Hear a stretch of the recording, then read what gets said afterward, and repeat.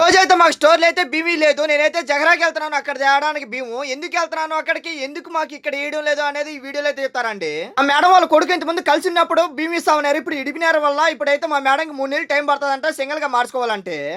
ముండే ఏరియాలో అయితే భీమ్ అయితే మాకు ఇయలేదు. అందుకని చెప్పి వాళ్ళ కొడుకు అయితే జగరాలో ఉన్నాడు. అందుకని చెప్పి అక్కడ పోయి తప్ప మా కొడుకు బతాకమిందని చెప్పింది. సరే అని చెప్పి డ్రైవర్ కాడికి పోతా ఉన్నాను. తోడుకోబోతున్నాను. ఎక్కడో నాకు తెలీదు అని చెప్పాను.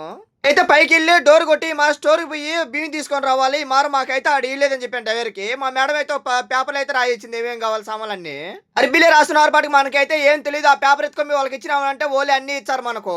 డ్రైవర్‌ని తోడుకోమినప్పుడు 3 గంటలప్పుడు మూతేసినారు అని చెప్పి డ్రైవర్‌ని ఇంట్లో దింపేసి మళ్ళా నేను 4 గంటలకైతే వచ్చాను అక్కడికి. మా ఏరియాలో ఉన్నప్పుడైతే మా మేడమే తోడుకోమి మా మేడమే తెచ్చేది. ఇప్పుడైతే నేను సింగిల్‌గా వచ్చి నేను తీసుకోవాలి. ఎలా తీసుకోవాలో నాకైతే అర్థం కాక బిక్కిరి బిక్కిరి చూస్తా ఉన్నాను. అక్కడికెళ్ళిన తర్వాత టోకెన్ తీసుకోవాలా. టోకెన్ నెంబర్ ఇచ్చినప్పుడు అక్కడ వినా బతాకి ఇచ్చినామంటే ఆ పేపర్ మా మేడం ఏమి ఇచ్చింది ఆ సామాన్లు అయితే తీసుకున్నాను. ఇక్కడేమో నాకు రూమ్ లో అయితే ఏసీ బిగించేదానికైతే మనుషులు వచ్చినారు. ఫోన్ మీద ఫోన్ చేస్తా ఉన్నారు. నాకైతే ఇక్కడ పని అయితే అయిపోలేదు ఇంకా. టోటల్ బిల్లు 64 దినాలు అయింది. ఏసీ ఎలా బిగించినారు నెక్స్ట్ వీడియోలో అయితే చెప్తాను మీకు.